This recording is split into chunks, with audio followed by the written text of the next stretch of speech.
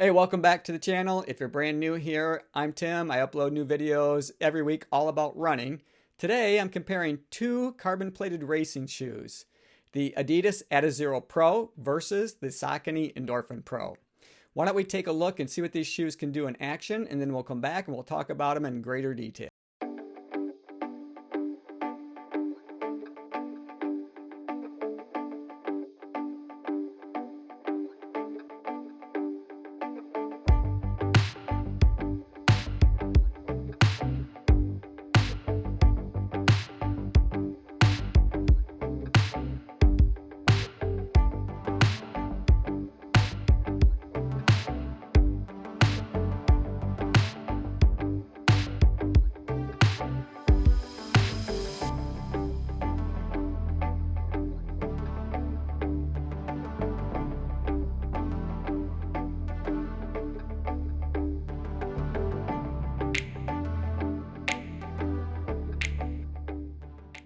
So let's start. We'll just talk a little bit about the cost of the shoes. The Saucony Endorphin Pro comes in at $200 US, and the Adidas Adizero Pro is $180. We'll look at some of the basic stats of the shoe, and then we'll talk about the performance, what it's like to run in them, and what shoe might be right for you. So let's start, and we'll look at the Endorphin Pro first. It comes in at 7.5 ounces or 213 grams. It has a stack height in the heel of 33.5 millimeters, and then in the forefoot it's 25.5 millimeters, so it's an 8 mil drop from the heel to the toe. With the Adizero Pro, it comes in at 8.3 ounces or 236 grams. It has a stack height in the heel of 21.5 millimeters, and in the forefoot, it is 12 millimeters. So it has a 9.5 millimeter drop from the heel to the toe, which is a bit of an interesting choice by Adidas. I don't know that I've seen a 9.5 mil drop in a racing shoe before. So it didn't make much difference out on the road. I'll just say that right up front. I just thought it was an interesting choice. Let's take a look at the uppers. Now, the uppers on both of these shoes is pretty fantastic. They're both light, breathable, they're stripped down. These are racing shoes, and so they tried to make them as light and as comfortable as possible, and kudos to both Saucony and Adidas because they did a good job with this.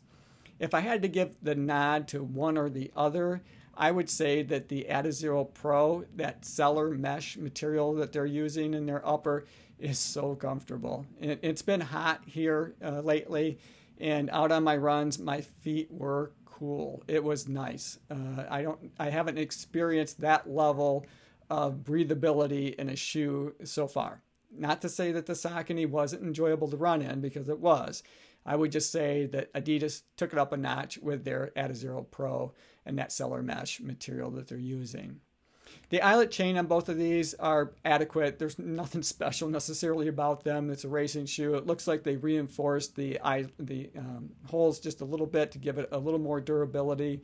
The one thing I will note, however, on the Adizero Pro is I didn't care for the structure of the tongue.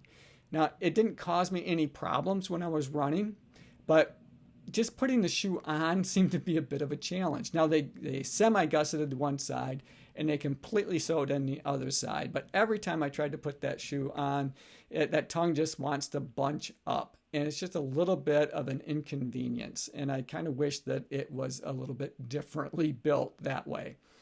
I didn't have any issues at all with the tongue on the Endorphin Pro. It's a cloth material. It lays flat. It's thin. It's comfortable.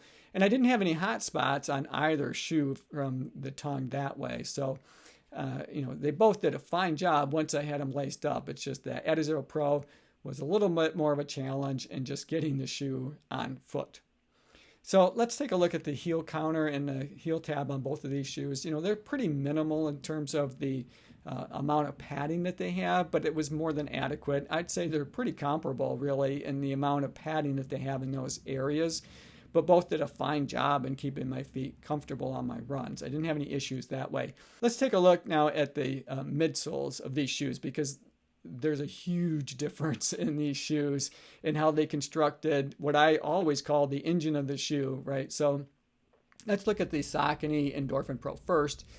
They've got their PWRRUN PB foam from the heel to the toe, and they've got a lot of it. As I mentioned right off the bat, they've got 33.5 millimeter stack height in the heel and a 25.5 millimeter in the forefoot. So that's a lot of foam. And that foam is pretty bouncy. I would not describe it as squishy at all. It's got a good bounce and a good energy return.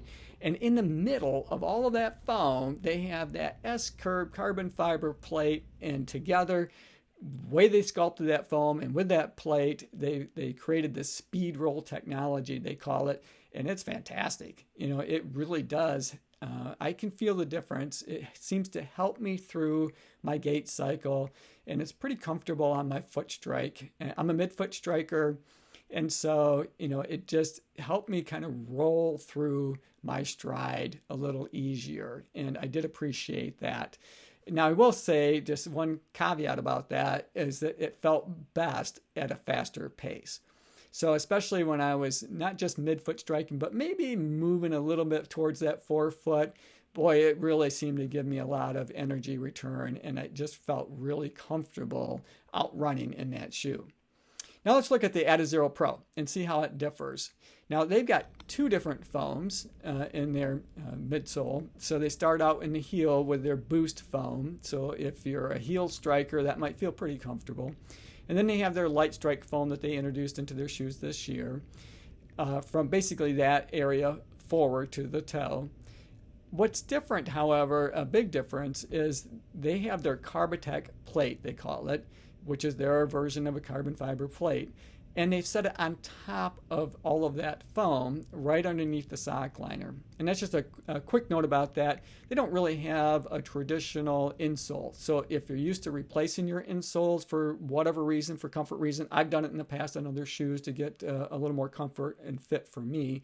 You're not going to be able to do that with this shoe, because that baby is glued in. And so right underneath that sock liner is that Carbitex plate that sits on top of their foam. So it's a little different. You're basically standing right on top of the plate. And consequently, when I was out running, the minute I put the shoe on, it felt like I was standing flat. It just felt kind of flat to me. And that feeling never went away, even when I was running, until I got up on my forefoot. So I'm a midfoot striker. As I ran in my normal gait cycle, so I wasn't trying to change it up. I wasn't purposely at that time trying to heel strike or, move that foot strike around. I do that when I'm out running and comparing shoes.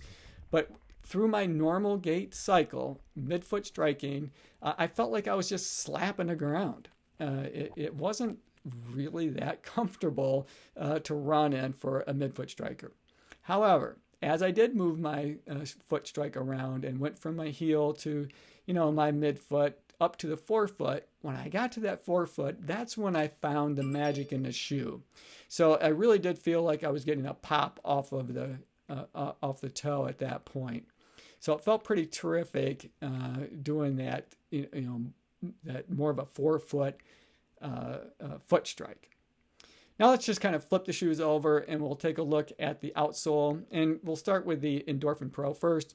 And you'll see that they got plenty of their carbon rubber on the outsole, basically from the toe back to that midfoot and a bit around the heel in those high impact areas. So, it did a good job. I felt like there was plenty of traction when I was out on the road. I took it out on different runs where I was both in gravel, in pavement, concrete, even some grassy areas. And I felt pretty secure out running in the shoe. Now, let's flip over the Endorphin the Adizero Pro. And as we take a look at that, you'll see that they've got lots of that continental rubber, basically from the toe back to that midfoot. And then they've got it kind of sprinkled in there. I assume that that's continental rubber, those darker peppered in areas that kind of cover the foam that they have on the outsole.